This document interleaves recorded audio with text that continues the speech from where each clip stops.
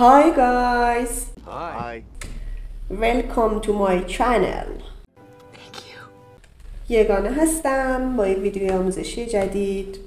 قبل شروع لایک and سابسکرایب یادتون نره. ابزار مورد نیاز: پالت، کروم طلایی، لاکشل آب نباتی قرمز و تاپشاین.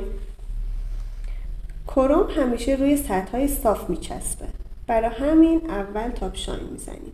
داخل دستگاه 60 ثانیه خشک میکنیم. دقت داشته باشین، حتما باید تاپشاینتون رو صاف بزنیم بدون حباب و خط. سپس با یه سایه زن شروع به زدن کروم میکنیم.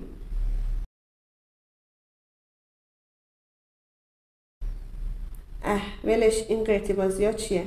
من همیشه با دست میزنم. پودر اضافیشو میگیریم. عادت ندارم زیر دستم شلوغ باشه. Go away.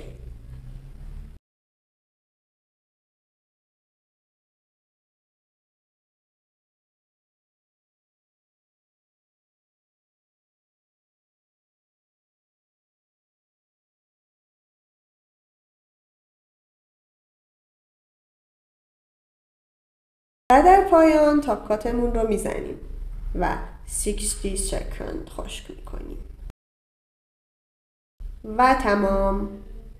ممنون از همراهیتون. شما رو به خداوند منان میسپارم. گودبای.